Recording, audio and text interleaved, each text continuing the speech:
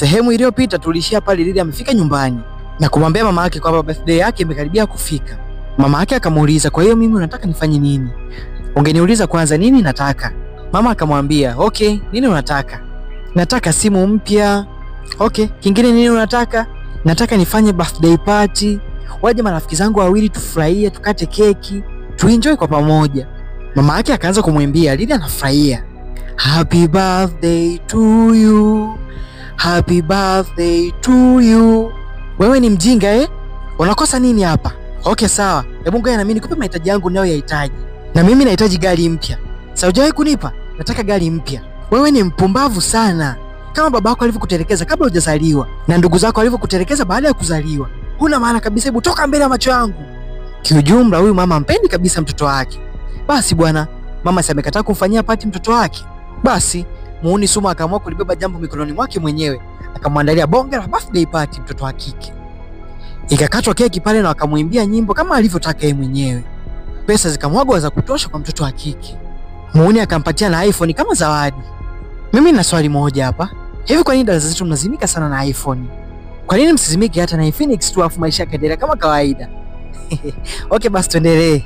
Alivyorudi nyumbani, Lily anafurahia maisha kwa sasa. Mama yake hampi furaha, lakini kuna washikaji wanampa furaha ya kutosha. Vitu alivyokuwa anatamani kuvipata, sasa hivi amevipata tena ndani ya muda mfupi sana. Basi bwana, leo mama yake Michelle kataka kwenda kuongea na mama yake Lily, lakini kwa bahati mbaya kumkuta nyumbani. Akamwachia maagizo Lily na kumwambia akirudi amwambie mama yake. Baada ya kuingia ndani, Lily akampigia simu Diva na kumwambia ajui nini Michelle kamwambia mama yake, maana amekuja nyumbani kumtafuta mama yake. Hapo hapo Lily akapokea ujumbe kutoka kwa Suma akimhitaji leo akutani. Kweli bana, Lily akalipuka kinoma noma na akaingia nyumbani kwa Soma. Oya, washikaji wote wa Soma macho aliwatoka kichizi kinyama yani, maana mtoto kawaka ile mbaya. Na kwa mara ya kwanza Soma leo anaomba mzigo kwa Lily. Mtu wangu wa nguvu, kumbuka Lily hajawahi kufanya hii michezo kabisa. Hivyo basi anakataa hapa hapa. Soma anaanza kumlalamikia, anamwambia ameshafanya vitu vingi kuonyesha upendo wake kwake. Kamnunulia simu mpya, kamnunulia nguo mpya, kipi kingine anataka? Na baada ya hapo hatujui nini kilichofuata. Sini inayofuata tunamwona Lily akiwa chumbani kwake analia. Mama yake anafika na kumuuliza shida ni nini, mbona analia? Lily yeye kakaa kimya, amjibu mama yake, hebu amka nenda kaniendelee chakula mimi. Mama, hivi kwa nini unipendi? Umesemaje? Kwamba mimi sikupendi? Nani anakupa chakula? Nani anakupa mavazi? Nani kakupeleka shule yenye hadhi? Basi Lily kabidi awe mpole tu, maana tayari scoreboard imeshageuka. Yaani amekuja bila gari, amegawiwa wastani kwa idadi. Basi bwana, leo Lily akiwa hapa, Diva na Leja wanafika. Oh, Lily leo umefika mapema. Lily yeye yupo kimya tu anawaangalia.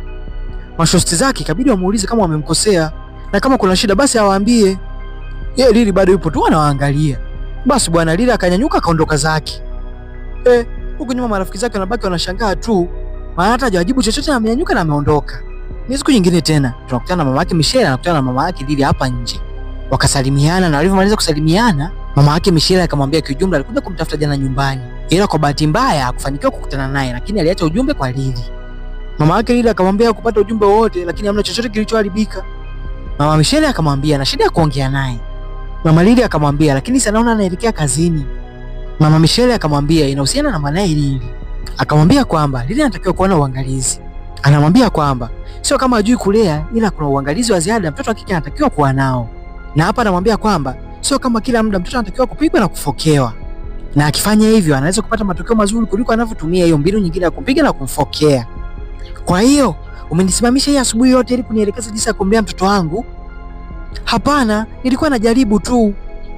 Oya, alimkata jicho na akaondoka pale pale. Mama Michelle anabaki anashangaa tu. Leo kakutana na namba tasa. Tukirudi upande wa shuleni, leo Michelle kabananishwa na Diva na Dija. Wenyewe wanaamini kwamba yeye ndo amesababisha Lily asiwe na furaha. Wewe panya mdogo, kwani huwezi kufuatilia mambo yako? Nini umemwambia mama yako? Mimi sijamwambia mama kitu chochote. Wewe ni muongo. Lily alinipigia simu akaniambia mama yako ameenda kumtafuta mama yake. Na baada ya hapo, Lily kanuni hataki kuongea na sisi. Basi bwana, wakamchimba mkala hapo akamwambia, wakigundua kuwa yeye ndo anatoa siri zao, basi watawasha moto hadi mama yake atashindwa kuuzima. Tukirudi upande wa darasani, mwalimu anafundisha, Lily ana mawazo tu na yupo darasani kabisa. Na Lily anapoomba ruhusa kwenda toilet, Diva na Leja na wenyewe wanaomba pia. Mwalimu anawaruhusu na kuambia wawahi kurudi. Wanapofika huku chooni, Diva anamwambia Lily hawezi akawakaushia tu bila sababu ya msingi, na kama kuna kosa lolote amefanya basi wamwambie. Yeye Lily anawaambia kwamba anajaribu tu kuelewa nini kimetokea na kwamba hao wawili ndio walomrubuni mpaka Suma akamlazimisha na kumwingilia. Kumbe siku ile Suma alilazimisha na kumbaka Lily. Kwa jumla tunaweza kusema sio kubakwa, ni alimlazimisha tu katika mazingira magumu mpaka Lily akakubali. Mwanzoni nilikataa, ila akalazimisha kwa nguvu mpaka mwishoni nikakubali, na akaniambia kwamba mimi sio wa kwanza. Hapo mashosti zake ndio anamwambia kuna kitu kinaitwa kutoa na kupokea.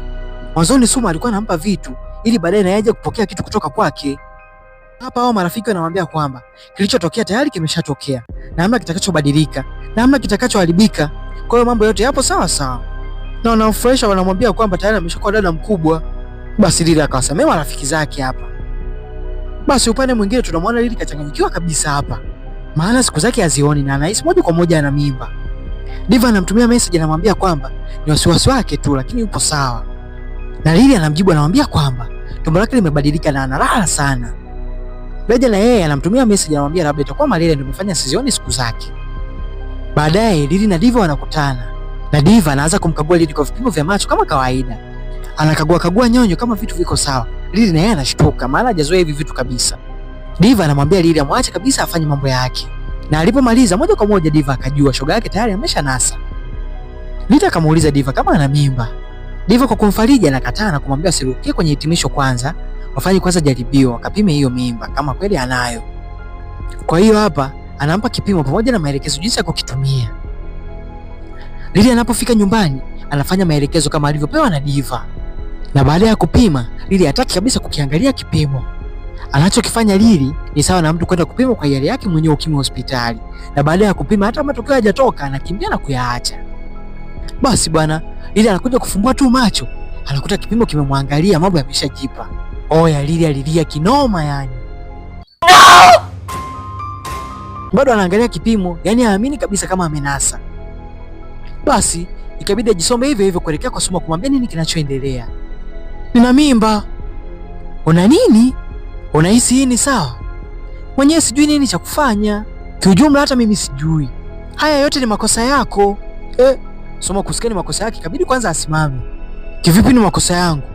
Uliniambia unanipenda na pia utaniletea dunia mbele ya uso wangu. Uliniambia tutajenga future yetu pamoja mimi na wewe. Kwa hiyo na wewe uliamini. Wewe ni chizi Na kama sio chizi, kwa nini umeruhusu kubeba mimba wakati nilikupa vidonge vya kumeza? Nilitumia lakini sielewi nini kimetokea. Oya, mabishano yalikuwa ni makali sana hapa. Suma hataki kuwa responsible kwa mimba na Lily anataka Suma awe responsible kwa mimba. Baada ya kutoka kwa Suma, Lily ikabidi watafute mashoga zake kwanza. Basi Diva anamwambia kwamba kwa kuwa Suma amekataa mimba, basi inabidi wahamie plan B. Na Lily anawauliza hiyo plan B ni ipi? Diva akiwa anajing'atang'ata, Leja anamwambia kwamba mimba inatakiwa kutolewa, hiyo ndio plan B. Lily anashangaa kusikia kutoa mimba. Diva anamwambia Lily kwamba njia iliyopo mbele yao ni moja tu, kutoa mimba na hakuna njia nyingine kabisa. Na akamwambia kama anataka mama yake asijue, basi njia ni hiyo hiyo moja pekee yake, kutoa mimba. Lily anamwambia mashoga zake hapa kwamba anaogopa kufa. Mashoga zake anamwambia kwamba hawezi akafa, maana hata wao wenyewe ishatoa mara kadhaa na bado anadunda. Ushawishi ulikuwa ni mkubwa sana hapa, hatimaye Lily akakubali. Mama Lily anafika sebleni, anakutana na kikaratasi. Lily anataka waongee. Yeye mama Lily anasema kwamba kwa hiyo sasa amekuwa hadi ananitumia vikaratasi, anataka kuongea na mimi. Ndio maana kumbe baba yake alimtelekeza. Baada ya mama yake kutoka, Lily anafika sebleni na kukuta kile kikaratasi kimetupwa. Na moja kwa moja anajua kwamba mama yake amekataa ombi lake. Basi Lily anarudi chumbani akiwa na huzuni sana na anachukua maamuzi ya kuitoa ile mimba. Maana mama yake hajataka hata kumsikiliza anachotaka kumwambia. Basi bwana akapiga vitu zake za kutosha pale, akapanda kitandani na kulala.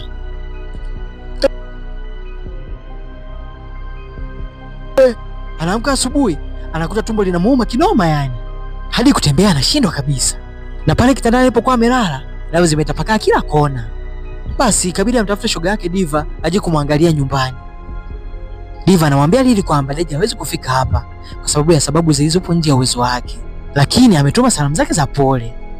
Diva anamwambia Lily ajikaze mama yake asije kumuona katika hiyo hali. Na Lily anamwambia kwamba mbona tayari ameshamuona. Diva naye anamuuliza mama yake kasemaje baada ya kumuona katika hiyo hali. Lily anamwambia mama yake kasema yeye ni mvivu, hataki kufanya kazi za nyumbani ndio maana anajifanya kuumwa. Yaani unaona kabisa kiasi gani mama yake Lydia amjali kabisa binti yake.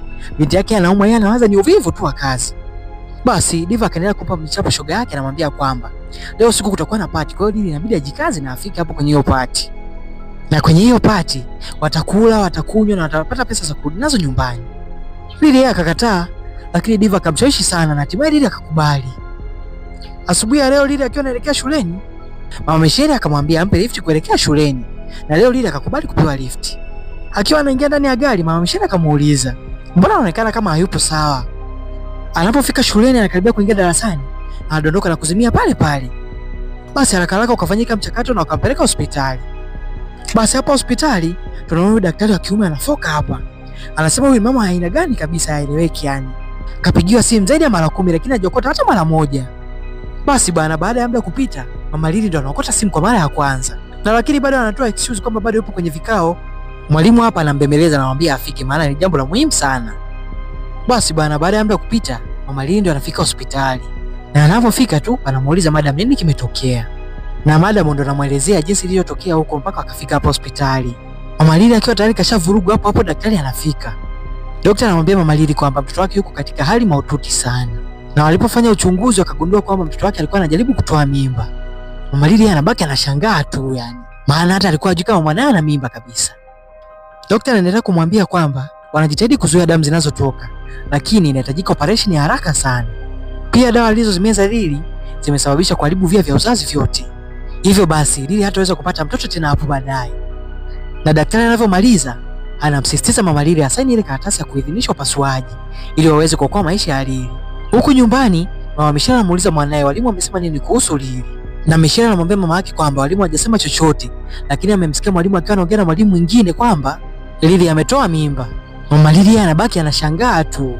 Anauliza kwa nini hakuongea na mama yake mpaka akachukua maamuzi ya hatari kiasi hicho. Michelle anamwambia mama yake kwamba Lily na mama yake hawana mazoea kiasi hicho. Na itakuwa aliogopa kumwambia, maana angemwambia ingekuwa ni kizaazaa. Basi tukirudi huko hospitali, mama yake Lily hana nguvu kabisa, kaishiwa pawa. Yaani huyu ni zaidi ya Mbosso. Anafika mapokezi, anapewa begi la mwanae la shule. Na pale pale simu inaita kutokea ndani ya begi. Lakini mwanzoni Mama Lily hakujua simu inaita kutokea wapi. Na akaanza kukagua mazingira yaliyopo karibu yake. Na mwishowe anagundua inaita kutokea kwenye begi la mwanae. Anabaki anashangaa tu. Anapotoa simu anakutana na ujumbe kutoka kwa Diva ukiwa unamwambia Lily kwamba anajua amechukia sana na hataki kuongea nao, lakini hivi soon atakaa sawa tu. Kwa sasa wanaelekea kwenye party na wanamuonea huruma sana kwa sababu hatafika. Lakini wanamwombea kwa Mungu awahi kupona haraka sana. Mama Lily yeye kachanganyikiwa tu. Yaani anaona dunia nzima kama kaibeba kichwani. Mwanae ana simu na anawasiliana na watu lakini yeye hajui kabisa. Na anaporudi nyumbani anaamua kukagua chumba cha mwanae. Lakini tayari kashachelewa, alitakiwa afanye hivi siku nyingi sana zilizopita. Katika kagua yake akakutana na perfume za bei ghali. Akakutana na vifaa vya kupimia mimba, kabatini anakutana na mkoba pamoja na nguo za pati ambazo hajanunua yeye. Basi bana alipiga kilio kile unachosikia wanasemaga ni kilio cha mtu mzima. Baada ya muda kidogo, Mama Michelle akaja kumfariji kidogo na kumtia moyo. Huku shuleni hao marafiki watatu wakafukuzwa shule kwa makosa waliyofanya kujihusisha na mambo ya kikubwa. Basi bana, baada ya Lily kuruhusiwa kutoka hospitali, tunaona mama yake akiingia chumbani kwa Lily. Akaanza kumwomba msamaha Lily huku akiwa analia. Anamwambia msamehe kwa sababu miaka hiyo yote hakuwa pale kwa ajili yake. Alikuwa busy tu yeye na mambo yake. Sawa, nimekusamehe. Na baada ya hapo nini kinafuata? Mama, umetaka kufanya ulivyotaka kufanya. Na pia mimi sikukuomba unizae, ulinizaa wewe mwenyewe. Nakumbuka uliniambia unanipatia kila kitu. Elimu nzuri, mavazi mazuri, chakula kizuri na skincare nzuri. Mimi sikuhitaji hivyo mama. Nilihitaji upendo wako tu. Upendo tu. Basi bana, Lily aliuwasha sana moto pale ndani. Mama yake akabaki analia tu. Basi bana, kesho mlango unagongwa nyumbani hapa. Mama Lily anajua ni mtu wa pizza ndo kafika. Anapofungua mlango tu anakutana na maafande. Basi akaweka chini ya ulinzi kwa makosa aliyofanya ya kutomjali binti yake. Na Lily akaambiwa anatakiwa kufika kituoni lakini sio kama mtuhumiwa, bali kwa sababu anatakiwa kupewa uangalizi wa ziada. Basi bana, tunaona Mama Lily kumbe alipewa hukumu. Na yupo anafanya usafi wa mazingira hapa mjini. Baada ya muda kupita, tunaona Lily akifuata mama yake sebleni. Kumbe ishatoka huko. Na anapofika sebleni wanakumbatiana na kulia sana. Hii ina maana kwamba Lily amemsamehe mama yake. Upande mwingine, madam kaenda kwa mkuu wa shule kuombea msamaha wale waliofukuzwa shule waweze kuendelea na masomo. Ushawishi wa madam ulikuwa ni mkubwa sana na hatimaye mwalimu akakubali warudi kuendelea na masomo. Basi bana, leo ni siku ya mwisho ya mtihani wa kumaliza shule.